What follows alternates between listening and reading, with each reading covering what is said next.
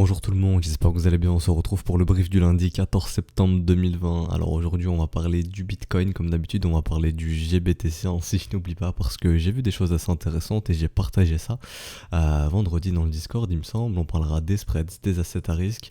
On parlera de l'altcoin dominance mais surtout de la volatilité du Bitcoin, hein. On reviendra un petit peu sur les options parce que j'ai mis un petit peu à jour cette charte hier, donc on va en parler un petit peu.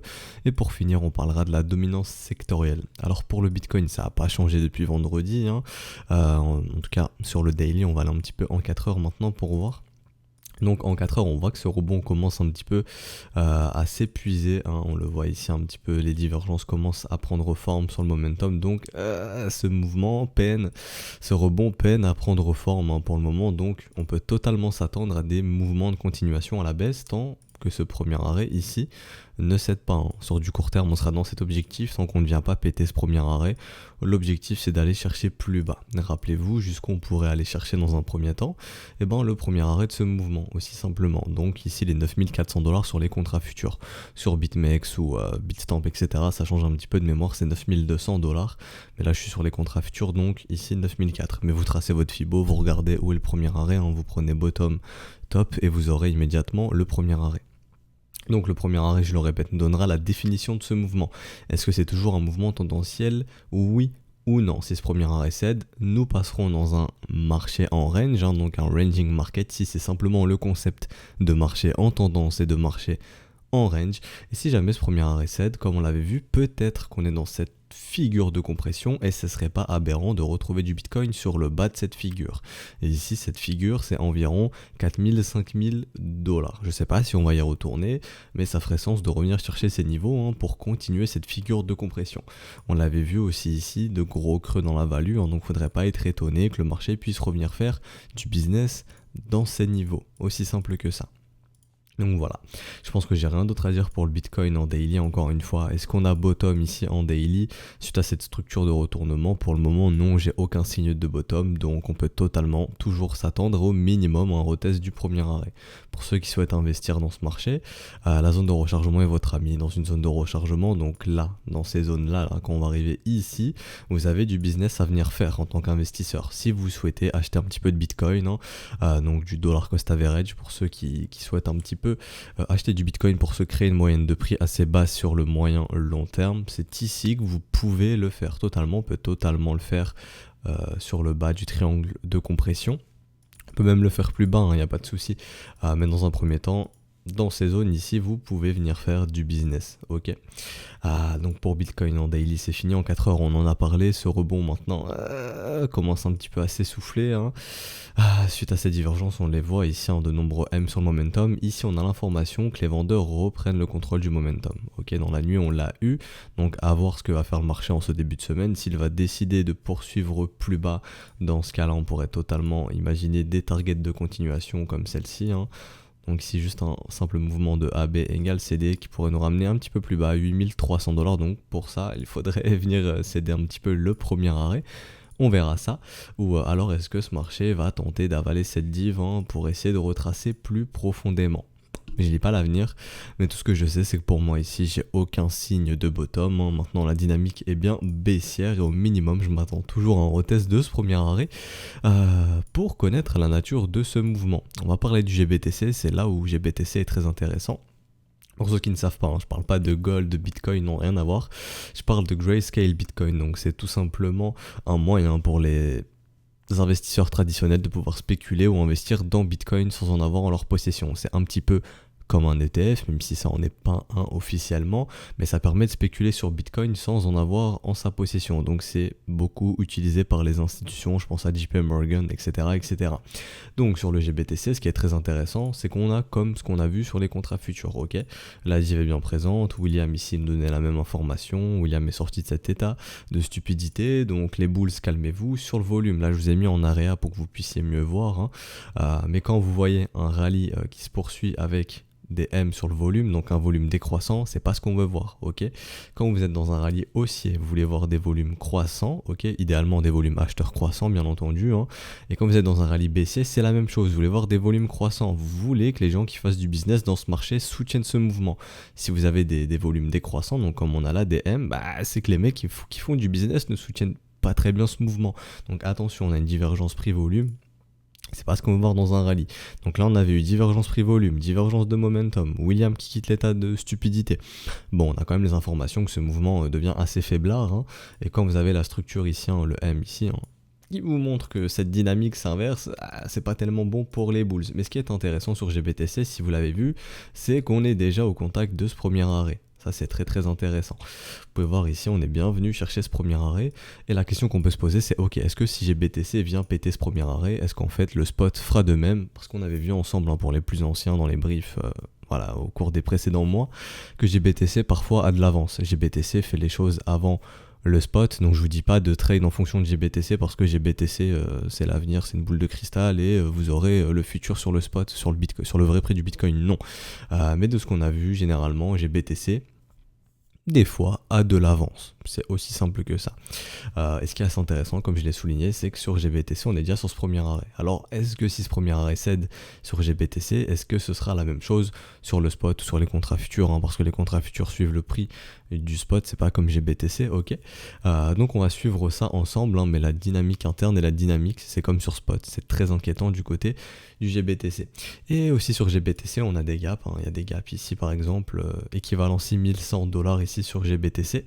Donc il faut savoir qu'il y a un petit premium, hein. Ici GBTC, si on compare au spot, hein, si on ajoute une petite méthode de calcul ici, pour avoir un ratio équivalent au spot, GBTC pourrait coûter entre guillemets en équivalent BTC réel $11 500. Donc il y a un petit premium, il y a un petit spread.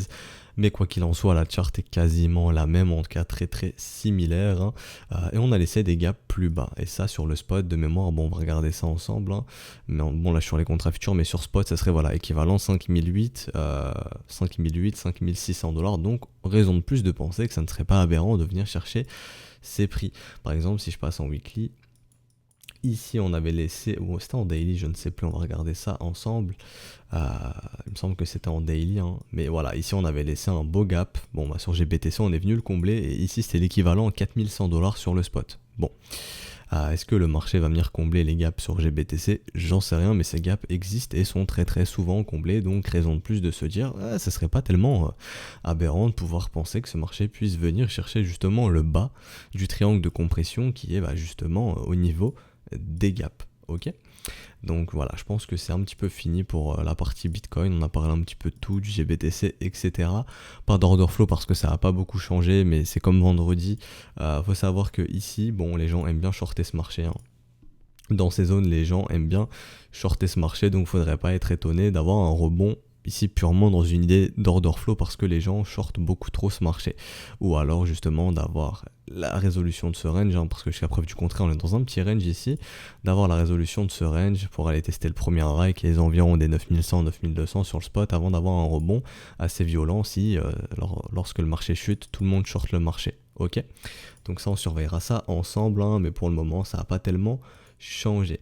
Je vais aussi parler des options, donc sur les options, toujours ce niveau des $9000 qui est très important, surtout celui des 11000, hein. Donc beaucoup de gens ont parié à ce que Bitcoin puisse expirer, en tout cas à ce que Bitcoin puisse être sous ou égal à $11000 pour cette expiration du 25 septembre. Donc de gros portefeuilles, hein, et beaucoup de gens, en tout cas une bonne partie du marché, une bonne majorité sur les options, ont tout intérêt à faire en sorte que Bitcoin soit sous 11 000 ou égal à 11 000 pour le 25 septembre 2020. Donc beaucoup de mecs vont défendre le prix des $11 000 justement. Et le prochain niveau d'intérêt, c'est les $9000 en côté achat de puts. Donc beaucoup de mecs voudraient voir un Bitcoin sous 9000 ou égal à 9000. Non, je voulais prendre mon petit rectangle. Donc beaucoup de mecs ont intérêt à ce que Bitcoin soit dans cette tranche de prix, hein, sous 9000 ou égal à 9000. Et c'est la prochaine grosse zone d'intérêt. Donc déjà il y a ici, hein, il y a ces mecs qui sont assez safe et qui vont tout faire pour maintenir Bitcoin sous ce prix. Et actuellement il y a ceux qui vont essayer d'aller le pousser sous $9000, hein, pour voir leur contrat expirer en gain, pouvoir exécuter leur contrat option totalement en gain. Côté achat de puts, on avait vu, hein, le gros de l'open interest côté achat de puts, c'est $12 000. Donc eux ils veulent voir un Bitcoin égale à 12 000, hein, égale ou supérieure à 12 000, donc voilà, pour l'instant ils sont un petit peu rects, et c'est les acheteurs de puts qui ont gagné, donc voilà, on fera quand même attention sur ce niveau des 9 000, hein, parce qu'il y en a beaucoup qui ont intérêt à aller pousser Bitcoin sous 9 000, et on fera attention à ça, pour cette expiration justement du 25 septembre 2020. Et ensuite on aura la grosse expiration de fin d'année qui sera le 25 décembre 2020. Et de ce que je vois, il y a déjà beaucoup d'achats de puts sur le niveau des 3000. C'est-à-dire que des mecs sont déjà en train de parier à ce qu'on ait un Bitcoin égal ou inférieur à 3000 $ pour décembre 2020. Est-ce que ça veut dire qu'on sera sous 3000 pour décembre 2020 ? Bien entendu, non. Pour vous expliquer un petit peu plus dans les termes techniques, il faut savoir que le delta sur les 3000 $, donc le delta, ça va vous permettre de connaître votre prime, donc l'assurance que vous allez devoir payer pour payer votre contrat option, donc pour payer vos puts. Et il faut savoir que ce delta justement est égal à 0,01, donc ce qui est très faible. Donc voilà, des mecs se disent je paye pas cher, je prends un petit risque, très faible proba, mais si ça passe, gros rendement. Et beaucoup de mecs sont en train de parier sur ce niveau des 3000, hein, et veulent faire du profit si Bitcoin justement ira sous 3000 $ pour décembre 2020. Alors est-ce que c'est des mecs qui ont vraiment beaucoup d'argent et qui achètent en masse des puts à 3000 et qui savent quelque chose, se disent ok bon on va aller sous 3000, j'en sais strictement rien, mais bon là on est purement dans de la spéculation. Je vous en parle parce que techniquement c'est intéressant d'en parler, mais à aucun moment je dis que Bitcoin ira sous 3000, hein, parce qu'on a exactement la même chose par exemple sur ce niveau des 16 000 $, il me semble, beaucoup d'achats de call sur ce niveau des 16 000, c'est pas aberrant, on est sur des deltas qui sont faibles, des primes qui coûtent peu, donc c'est le trade coûte peu d'argent en fait, si vous voulez. On est sur un risk reward, donc là j'extrapole un peu mais c'est toujours intéressant d'en parler, mais on est sur un risk reward supérieur à 5 pour 1, voire même à 10 pour 1, donc on est prêt à risquer 1 pour gagner 5, voire plus de 5, voire même 10. Donc il y a beaucoup de mecs sur les options qui font ça en fait, qui achètent des calls ou des puts très loin du prix parce que le delta est faible, donc ils vont payer peu, et si jamais le marché est sur ces niveaux de prix, c'est jackpot. Donc voilà, même si ça passe, par exemple, j'avais parlé de ça en DM sur Discord, mais on peut faire ça 10 fois, si jamais on a toujours un risk reward de 10, on peut se permettre justement de gagner aller 11, 12 fois, même moins de mémoire, plus de 9 fois pour être en gain. Donc c'est à dire que par exemple le mec qui fait ça à chaque fois, qui prend des paris complètement très peu probables, voilà, s'il a minimum toujours un risk reward de 10, le mec peut se permettre de gagner plus de 9 fois pour être en gain, donc il peut perdre 91 fois pour faire de l'argent. Donc voilà, faible probabilité, faible risque, mais potentiellement gros rendement, mais comme je l'ai dit, assez peu probable. Donc voilà, j'ai extrapolé, mais c'est juste pour vous dire que beaucoup de mecs achètent des puts à 3000 $, donc parce qu'on sera sous 3000 pour décembre, j'en sais strictement rien, et ça ne veut pas dire justement que parce que ces mecs achètent beaucoup de puts à 3000, qu'on va aller sous 3000. Comme je vous le répète, beaucoup de mecs achetaient pour 14 000 et 16 000 en juin, et c'est pas pour autant que Bitcoin a été chercher 14 000 ou 16 000. Ces mecs ont vu leur contrat expirer worthless, ok. Donc voilà, je pense que pour les options, c'est terminé. On va regarder un petit peu les spreads maintenant. Donc les spreads léger rebond, donc qui accompagnaient justement ce petit rebond ici. Alors est-ce que maintenant on peut se dire ça y est, la demande est de retour dans ce marché, on est bien dans un marché sous Contango, la demande explose, nickel, on peut repartir dans un rallye haussier? Bah non, hein. On va avoir du WS se dessiner, etc., retrouver des spreads haussiers. Pour l'instant c'est un simple rebond, c'est rien de plus qu'un simple rebond. Ce qui nous intéresse, c'est de voir si ce marché va aller en backwardation et continuer justement cette dynamique ici qui est baissière sur les spreads, continuer DM, et ça serait pas bon signe. Ça montrera justement que l'offre surperforme bien la demande dans ce marché et qu'on a tout pour continuer d'initier du mouvement baissier. C'est la même chose sur Ethereum, un léger rebond, mais pour l'instant toujours aucune structure qui pourrait nous dire ça et la demande regagne ce marché. Et c'est la même chose sur LTC, malgré ce tout petit W. On aimerait bien avoir quelque chose de plus concret comme ceci par exemple, ok ? Donc voilà, à suivre, mais pour l'instant sur les spreads, il n'y a rien de très encourageant pour le moment. Du côté des assets à risque, et que ce soit gold, etc., bon, est-ce que Bitcoin est plus corrélé aux assets à risque, etc., etc. Je le laisse du côté des assets à risque, vous connaissez les raisons. Est-ce que c'est plus corrélé au gold? Bon, j'en sais strictement, la charte ne me dit pas ok, c'est plus corrélé au gold que au S&P, mais tout ce qu'on sait c'est que gold, bon, on a eu un mouvement assez fort, donc on corrige un petit peu, ce qui est normal. S&P, les institutions sont rentrées en pris profit, rien de plus normal, j'ai envie de dire, assez cohérent, mais par contre on va aller checker un petit peu justement la dynamique du S&P. Là, je vais passer en daily. Et si jamais on a encore une corrélation comme en mars, avec un S&P qui dégueule et un Bitcoin justement qui pourrait suivre, on va aller suivre ça ensemble. Donc, je vais prendre SPX.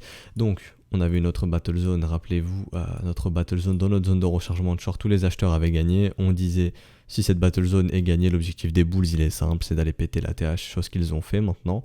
Donc maintenant, on peut supprimer la battle zone, on s'en fout un petit peu. Je vais même supprimer la précédente zone de rechargement de short, on s'en fout un petit peu, elle est plus d'actualité. Je vais supprimer tout ça. Je vais réajuster le Fibo et on va partir en daily. Ok, donc là, je vais aller en daily. On va regarder un petit peu en daily. Donc je vais plus ajuster le Fibo comme ceci. Donc, on va regarder, donc là pour l'instant on est sur un VTOP, ok, donc ce VTOP sera très probablement retesté, quoi qu'il en soit il sera retesté à l'avenir très probablement. On va checker la dynamique interne, donc ok oui j'ai pas les volumes ici, c'est complètement normal, donc la dynamique, ok, donc là ce qui est intéressant c'est qu'on a vu résolution de la contraction du momentum juste ici là, hein, donc les bulls avaient bien récupéré le momentum, mais ce qui est très intéressant derrière c'est que les bears ont dit non, on va avaler tout ça et on va créer encore une énième div juste ici, ok.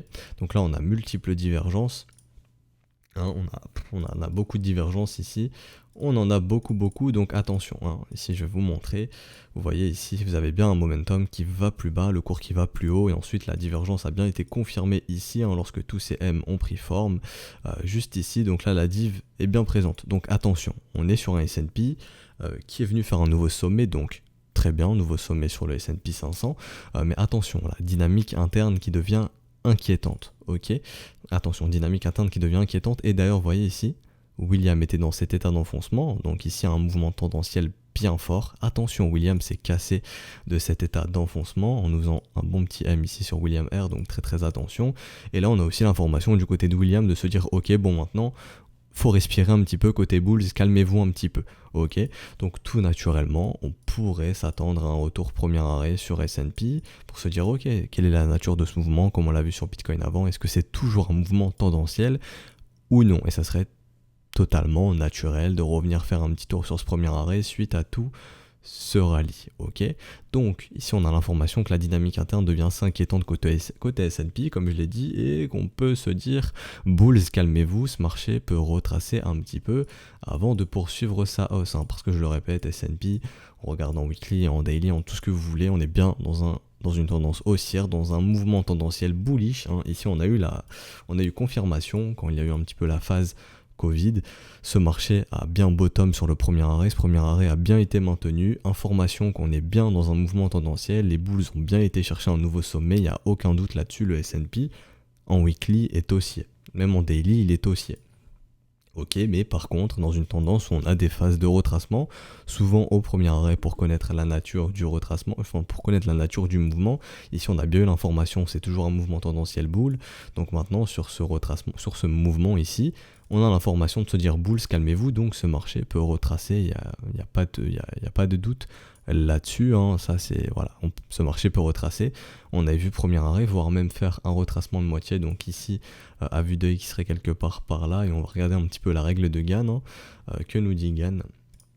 Donc ce marché pourrait retracer de moitié en moitié moins de temps, donc ce marché pourrait se retrouver aux environs des 2900 points à horizon de novembre 2020, si jamais ce marché décide de retracer de moitié en moitié moins de temps suite à cette petite dynamique interne qui devient assez inquiétante côté S&P pour les bulls, donc on peut s'attendre à du retracement, ok.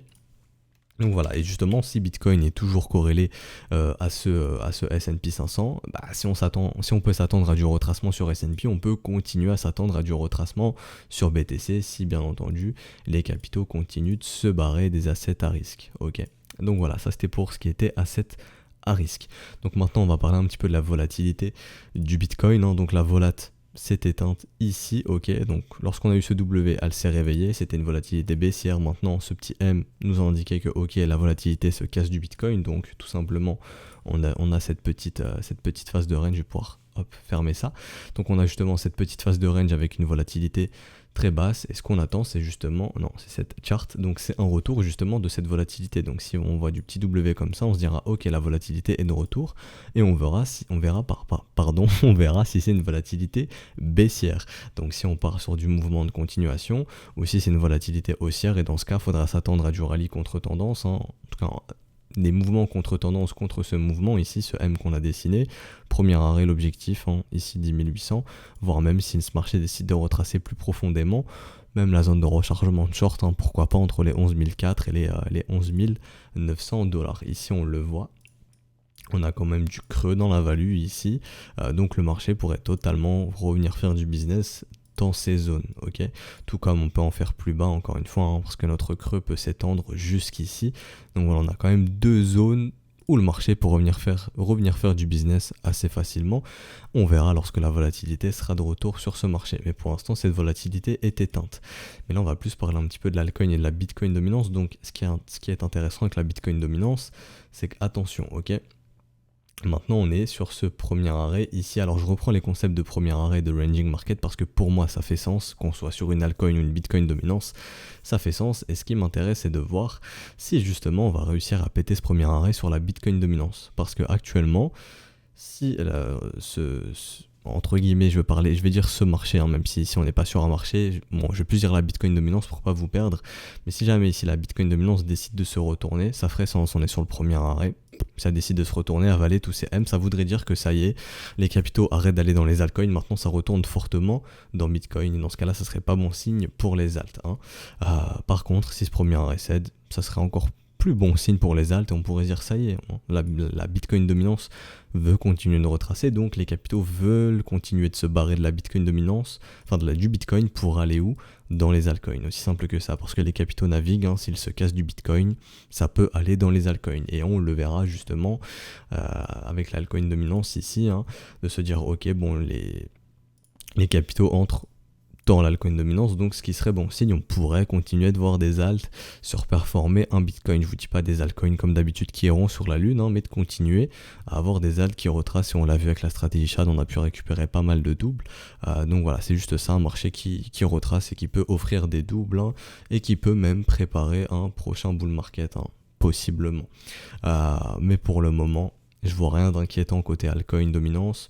Si on casse le premier arrêt sur la Bitcoin dominance, ça serait très très bon signe pour les alts. Maintenant, ce qui est un petit peu plus compliqué, c'est qu'ici, on a ce petit M ici qui s'est formé et les capitaux se cassent du marché globalement. Donc quand vous avez des capitaux qui se cassent du marché globalement, même si vous avez une altcoin dominance qui augmente, ça veut juste dire que les capitaux se cassent moins par exemple des alts que du Bitcoin. Ce qu'on veut voir idéalement, c'est les capitaux rentrer dans ce marché. Si vous êtes exposé sur les altcoins, bien entendu, voir les capitaux rentrer dans le marché globalement et voir l'altcoin dominance être croissante. Donc là, vous avez des capitaux qui rentrent dans le marché et qui vont majoritairement dans les altcoins. Donc si des altcoins qui prennent en valeur, c'est aussi simple que ça. Ok, mais pour l'instant, on a l'information de se dire Bulls respire un petit peu, les capitaux se cassent du marché. Donc attention quand même de ce côté-là. Et pour terminer ce brief, on va parler un petit peu de l'altcoin dominance. Donc on va parler du secteur DeFi, Interop, Privacy et les smart contracts. Donc, je le répète, est-ce qu'on peut se dire que la hype DeFi est terminée pour le moment? Non, tant que je ne verrai pas ce M prendre forme, je me dirai pas la hype DeFi est terminée. Et je parlerai pas d'une hype terminée pour toujours, mais d'une hype qui se termine pour quelques jours, quelques semaines, voire peut-être même un trimestre, 2 trimestres, dans un premier temps bien entendu, et tout simplement on pourra s'attendre à des retracements sur ces secteurs défis, donc tous les trucs qui sont paraboliques, je vais pas citer des noms, mais je peux en trouver assez facilement dans le secteur défi, ces trucs pourront justement aller retracer en zone de rechargement, et là, pour les plus patients, vous pourrez probablement avoir des entrées sur ce genre d'assets, parce que je le répète, on n'achète jamais un truc qui est vertical, on l'achète quand il est horizontal. Et on l'a vu, ce secteur défi c'est quand même préparé de novembre 2019, grosso modo, bon ici c'est sur mon indice, était pas mal horizontal jusque mai 2020, avant justement d'avoir le gros W qui nous dit ok let's go, ça y est, maintenant la hype est prête à arriver dans ce secteur, et ensuite il y a eu la hype. Sur les interop, par contre, pour moi la hype est terminée pour les prochains jours, prochaines semaines, donc tout ce qui est Link, etc. La hype peut être finie, donc les capitaux peuvent entrer moins, voire même sortir justement de ce genre de secteur, donc pas bon signe hein, pour ce genre de secteur. Suite justement à ce M, on peut se dire la hype est terminée sur les interop coins, et ce qu'on attendra justement c'est du W pour se dire ça y est, la hype regagne ce marché, les capitaux re-rentrent, aussi simple que ça. Maintenant sur le secteur des smart contracts, je vois une contraction, comme on s'était dit, est-ce que ça va partir en W, se dire ok les capitaux rentrent dans les smart contracts, donc là j'ai retiré ETH, parce qu'il prend trop de place dans l'indice, donc ça n'a pas tellement sens, ou de se dire ok est-ce que ce truc est en train de faire beaucoup de M, et de se dire bon voilà les capitaux se cassent massivement des smart contracts, auquel cas ça ne sera pas tellement bon signe pour ce genre de secteur, hein. Et on va finir pour les privacy coins, donc les privacy, il n'y a rien de bien intéressant depuis très très longtemps, à part ce rebond ici qui date justement de cet hiver de janvier 2020, simple rebond, mais ensuite on s'est remis à structurer du M, et ce qu'on attend justement c'est de voir si ce secteur à l'avenir est prêt à regagner de l'intérêt. Et comment on pourrait le savoir? Et ben si ce gros W weekly prend forme, là on se dira ça y est, les privacy coins regagnent en intérêt, reprennent de la dominance dans le marché global, donc ça peut en faire un secteur qui redevient assez intéressant. Ok, comme ici on le voit, on n'est clairement pas pour le moment dans un secteur intéressant. Si ce secteur continue de baisser entre guillemets, les capitaux continuent de se casser de ce secteur, bah ça serait pas bon signe. Donc ce qu'on attendra de voir, c'est si jamais du WS peut se mettre en place en weekly, voire même en daily, hein, de l'autre côté de la trendline, comme on l'a déjà tracé. Et lorsqu'on pourra voir ça, on se dira ok, ce secteur redevient attractif, et ça peut justement redevenir intéressant de chasser des achats justement dans ce genre de secteur. Je vous avais expliqué dans un long message sur Discord comment interpréter la navigation des capitaux, l'altcoin dominant, justement Bitcoin dominance, les secteurs, etc. etc. J'avais même détaillé un petit peu quel trimestre, premier, deuxième ou troisième trimestre financier, quel secteur avait été le plus recherché, etc. etc. Faudrait que je retrouve mon message, je le remettrai si jamais. Mais voilà. La dominance sectorielle peut nous permettre de savoir quel secteur est le plus recherché, comme on l'a vu ici cet été et justement au printemps, c'était clairement le secteur défi et interop qui ont gagné. Donc c'est pour ça que c'est très intéressant, et justement il y a un petit peu une philosophie dans le monde institutionnel, beaucoup ont cette philosophie de se dire ok, qu'est-ce qui est le plus fort, on va aller investir sur ce qui est le plus fort en ce moment. Voilà, des mecs aiment bien aller dans le sens de la tendance si elle est forte, beaucoup fonctionnent comme ça, donc c'est pour ça que justement j'ai créé cette dominance sectorielle, hein, pour me dire ok, qu'est-ce qui est le plus fort en ce moment, quel est le secteur qui a où les capitaux aiment bien entrer justement, un secteur qui est très attractif pour une entrée de capitaux, et de se dire ok, je vais essayer de chasser un truc qui est complètement horizontal sur ce genre de secteur, si les capitaux entrent, ça peut entrer dans cet asset, et ce truc peut devenir vertical très très rapidement, et là je pourrais prendre profit. Ok, c'est simple, c'est aussi simple que ça. Par exemple, sur le secteur privation, on l'a vu, comme je me répète, hein, un secteur qui n'est pas très très intéressant, donc tout ce qui a été horizontal, c'est resté plus ou moins horizontal, ça n'a pas pris énormément de valeur parce que le marché n'a pas été intéressé par ce secteur. C'est aussi simple que ça, le marché a toujours raison. Si le marché n'est pas intéressé dans un secteur, si les capitaux n'entrent pas, c'est qu'ils n'entrent pas, point barre. Donc que les assets qui font partie de ce secteur vont peut-être bouger ou ne rien faire, et s'ils vont bouger avec de la difficulté. Donc voilà, c'est pour ça qu'on regarde souvent la dominance sectorielle. Je pense qu'on va s'arrêter ici pour aujourd'hui. Si ce brief vous a plu, n'hésitez pas à laisser un petit pouce bleu, à vous abonner si ce n'est pas déjà fait, à nous rejoindre sur Discord, hein, je le répète, le lien est en description et dans les commentaires. Je vous souhaite une excellente journée, une excellente début de semaine. On se retrouvera donc demain pour parler des altcoins cette fois-ci. Allez, ciao tout le monde.